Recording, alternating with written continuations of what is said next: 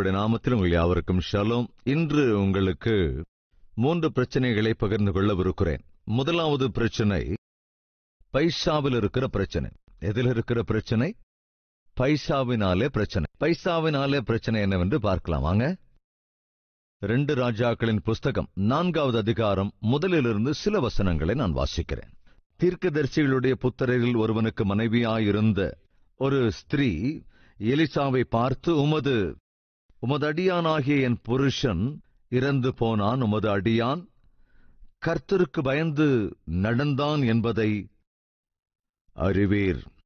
கடன் கொடுத்தவன் இப்போது என் 2 குமாரரையும் தனக்கு அடிமைகளாக்கிக் கொள்ள வந்தான் என்றாள். கவனிங்க, எலிசா அவளை நோக்கி, நான் உனக்கு என்ன செய்ய வேண்டும்? ஒரு விபரீதமான பிரச்சனை திடீரென வந்துவிட்டது.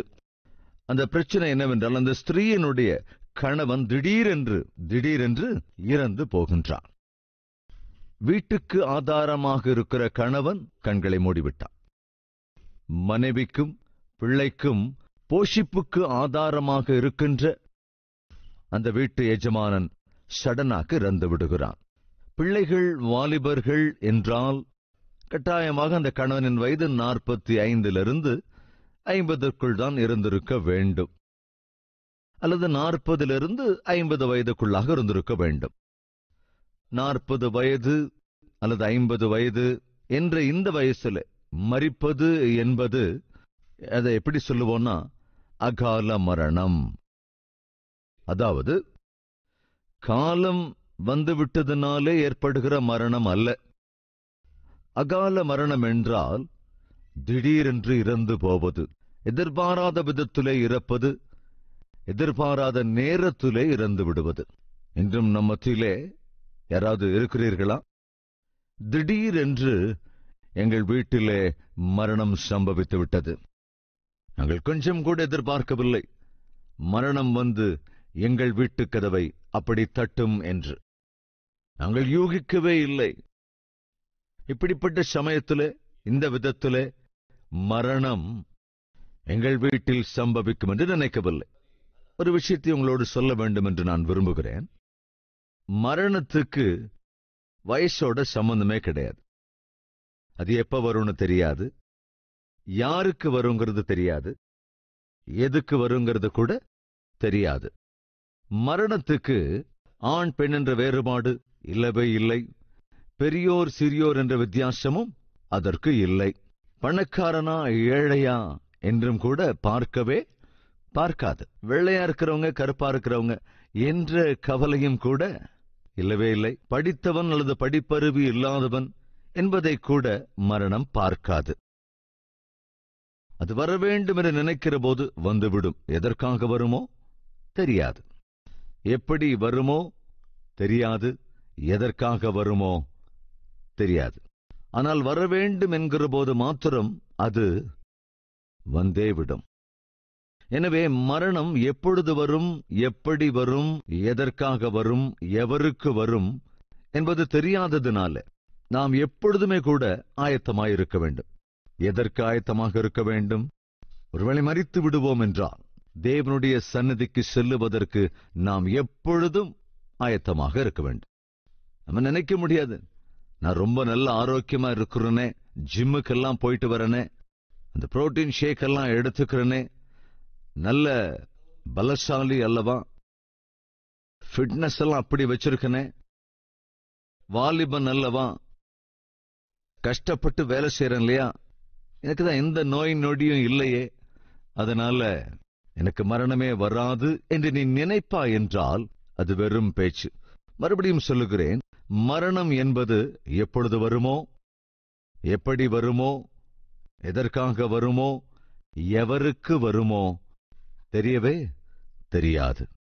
சிறு பிள்ளைகள் மரிக்கிறார்கள், வாலிபர்கள் மரிக்கிறார்கள், மத்திய வயசில் இருக்கிறவர்கள் மரிக்கிறார்கள், சீனியர் சிட்டிசன்ஸ் மரிக்கிறார்கள், வயதானவர்கள் மரித்து போகிறார்கள், பணக்காரரும் மரிக்கிறார்கள், ஏழைகளும் மரிக்கிறார்கள், ஆண்களும் மரிக்கின்றார்கள், பெண்களும் மரிக்கின்றார்கள், படித்த மேதாவிகளும் மரிக்கிறார்கள், பாமரர்களும் மரிக்கிறார்கள். திடீரென எதிர்பாராத வேளையில அகால மரணம், எதிர்பாராத சமயத்துல மரணம் என்பது கட்டாயம் வரும்.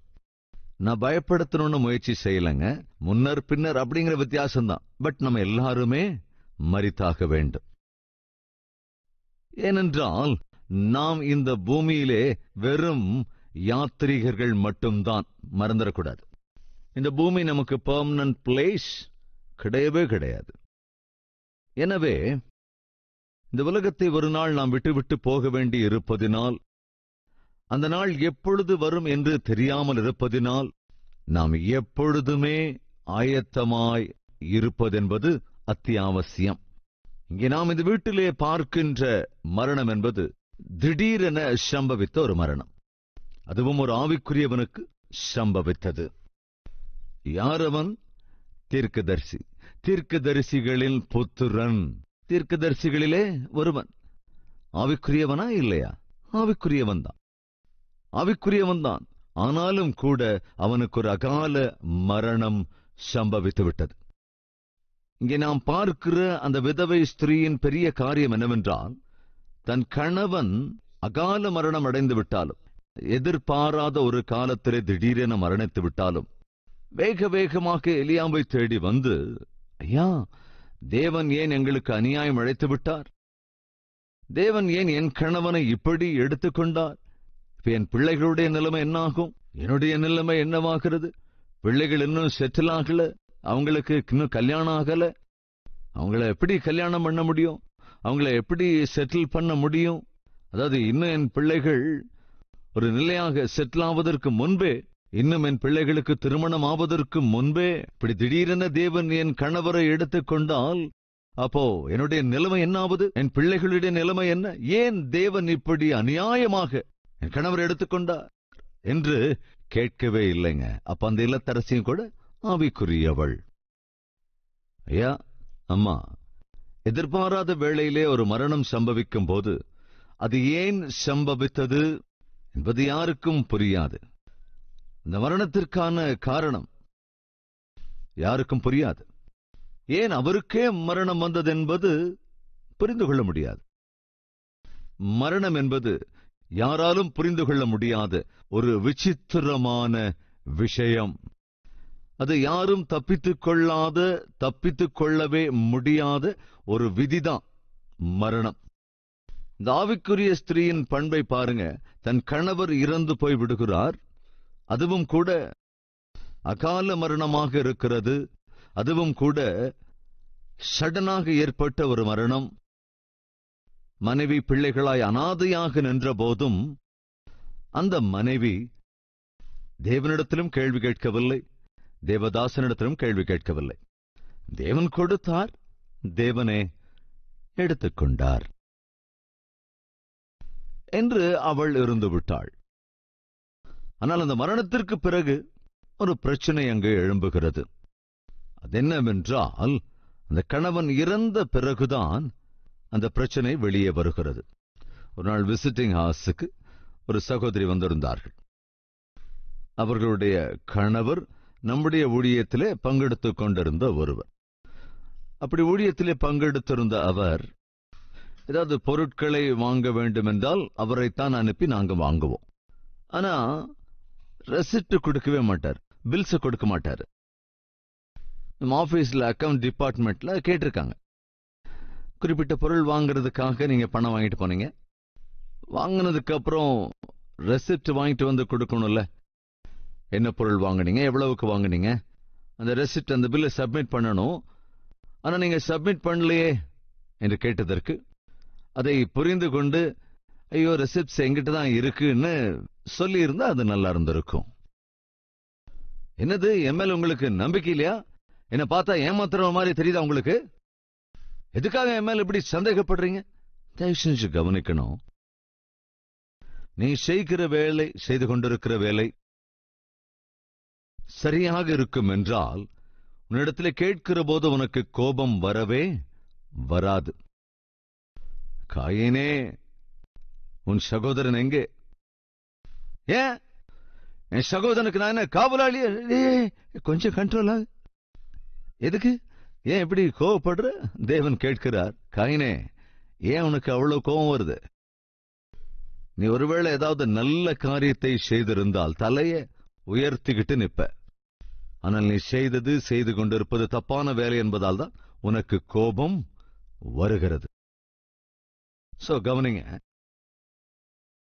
அன்று அந்த சகோதரன் தான் எதற்காக பணத்தை பெற்று சென்றாரோ அதற்கான ரிசிப்டை கேட்டபோது கோபம் வந்துருச்சு அவருக்கு.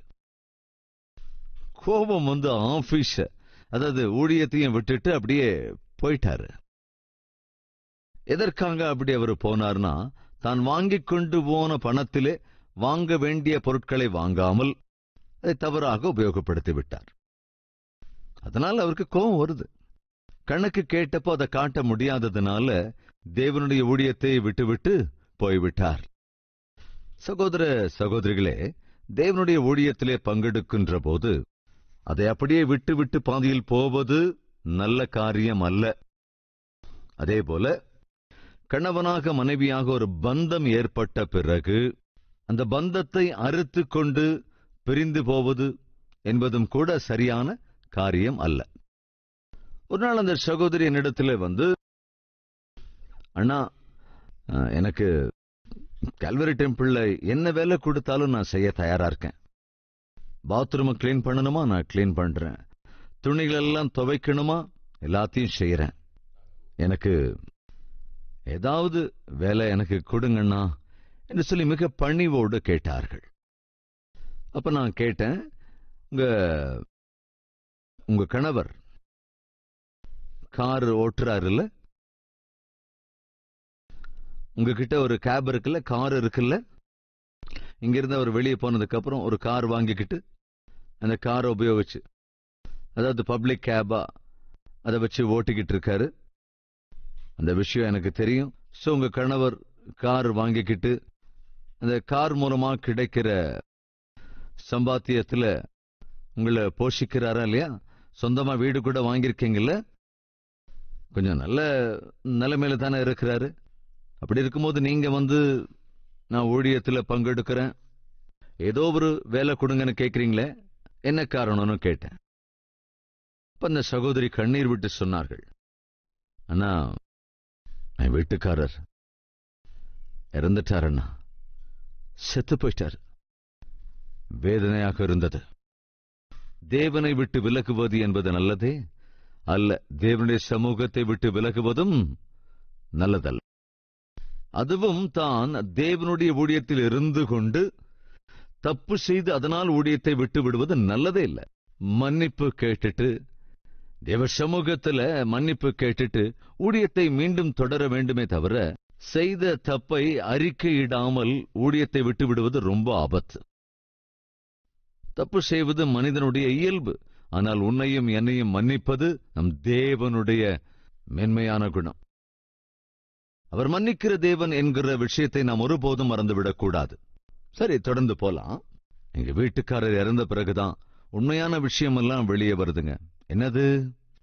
வீடு கடன் வாங்கியிருக்காரு, அந்த விஷயம் எங்களுக்கு தெரியாது. காரும் கடனுக்கு தான் வாங்கியிருக்காரு, அந்த விஷயமும் எனக்கு தெரியாது. அவர் இறந்ததுக்கு அப்புறம் தான் இந்த உண்மைகள் எல்லாம் எங்களுக்கு தெரிய வந்தது. எந்த உண்மைகள்? நிறைய கடன் வாங்கியிருக்காருன்னு. அதனால கடன் கொடுத்தவங்க வந்து வீட்டையும் எடுத்துக்கிட்டாங்க, காரையும் எடுத்துக்கிட்டாங்க. இப்ப நானும் என் பிள்ளைகளும் வீதியில நிக்கிறோம்னா, கடன் கொடுத்தவங்க எங்களை வீதியில நிறுத்தி வச்சுட்டாங்கன்னு சொல்றதை விட என்னுடைய கணவர் தான் போறேன்னு எங்களை வீதியில நிக்க வச்சுட்டு செத்து போயிட்டாரு. கணவன்மார், நான் முதல்ல ஒன்னு சொன்னேன் இல்லையா, என்னது? மரணம் என்பது எப்ப வருமோ தெரியாது. ரெண்டாவது, எதுக்கு வருமோ தெரியாது. மூணாவது, கவனிங்க, எப்படி வருமோன்னு தெரியாது. மரணம் எப்படி வேணுனாலும் வரும். சோ அது எப்படி வரும்னு தெரியாது. நான்காவது, யாருக்கு வருங்கிறது தெரியாது. பொறுப்புள்ள கணவனாக இருந்தால் உன்னிடத்திலே ஒரு வேண்டுகோள் விடுக்கிறேன். என்னவென்றால், ஒருவேளை இன்று திடீரென்று உனக்கு மரணம் சம்பவிக்கும் என்றால், உன்னுடைய மரணம் உன் மனைவிக்கும் பிள்ளைகளுக்கும் கட்டாயமாக ஒரு தீராத குறைதான். அதில் சந்தேகமே இல்லை. கவனிங்க, ஏனென்றால் இந்த உலகத்திலே உன்னை தவிர உன் பிள்ளைகளுக்கு அப்பாவாவது என்பது சாத்தியமே இல்லை. அந்த ஸ்தானத்தை யாருமே இந்த உலகத்தில் சரி செய்ய முடியாது. ஆனா கவனிக்கணும், ஒருவேளை அப்படி நீ கண் மூட வேண்டி வந்துவிட்டால், நீ மரித்ததற்கு அப்புறம் அது தீராத குறைதான். ஆனால் உன்னுடைய மனைவியையும் உன்னுடைய பிள்ளைகளையும் அநாதைகளாக்கி விட்டு சாகக்கூடாது. நடுத்தெருவில் நிறுத்தி வைத்து சாகக்கூடாது. வாழ்க்கைக்கான எந்த ஆதாரமும் இல்லாதபடி செய்துவிட்டு மறிக்கக்கூடாது. இதை மறந்துடக்கூடாது. ராத்திரி தூங்கும் போது ஒருவேளை இந்த இரவிலேயே நான் கண்மூடி விட்டால் என் மனைவிக்கும் பிள்ளைகளுக்கும் எந்த குறையும் இருக்காது. ஏனென்றால் என் மனைவியை ஒரு நல்ல ஆவிக்குரியவளாக நான் மாற்றியிருக்கிறேன்.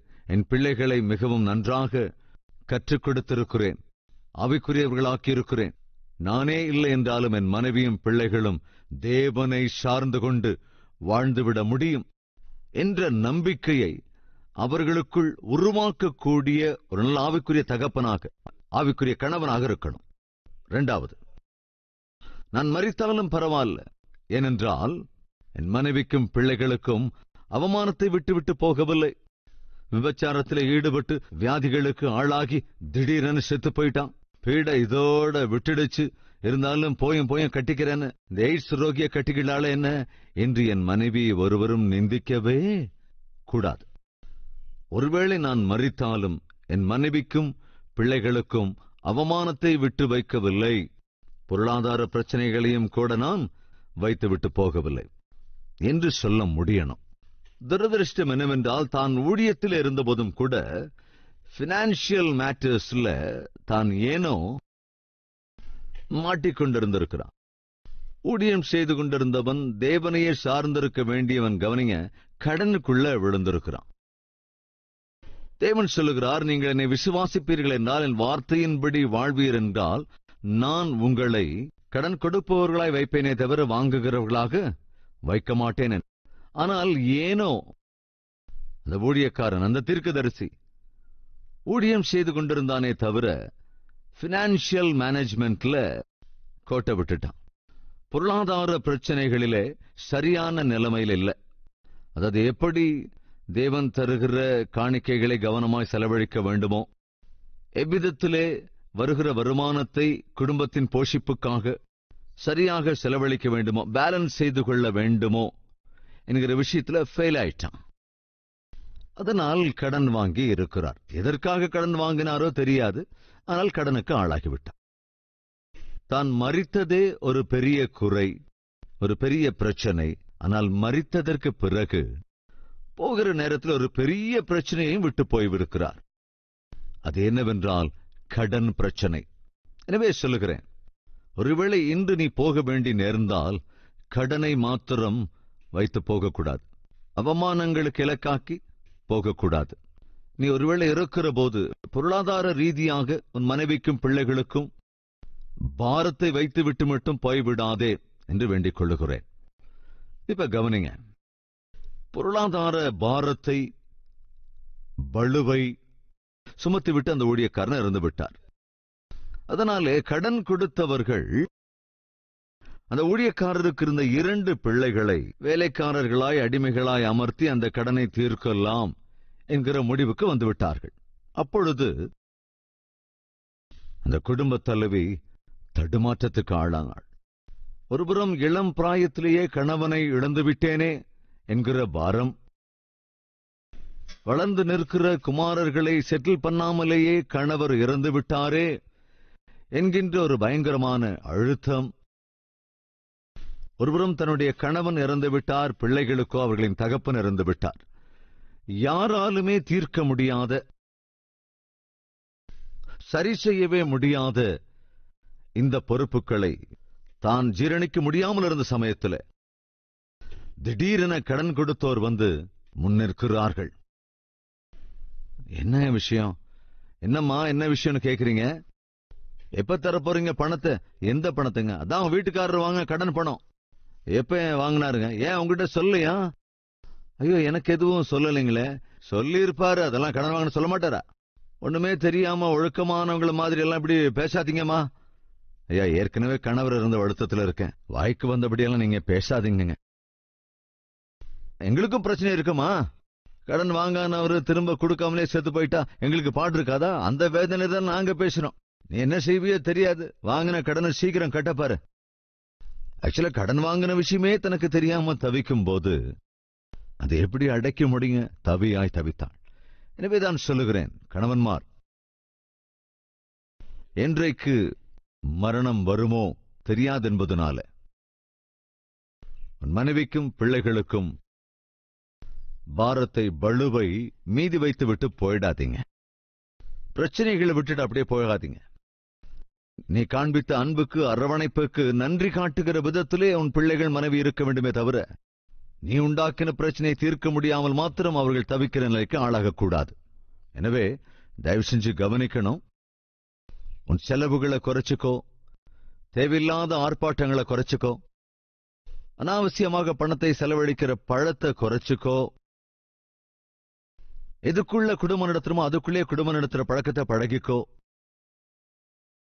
உன் மனைவி, பிள்ளைகளுக்கு அன்பாக, ஆதரவாக நிற்க வேண்டுமே தவிர கடனை மாத்திரம் வச்சுட்டு போகக்கூடாது, அவமானத்தை மாத்திரம் மீதி வைக்கக்கூடாது.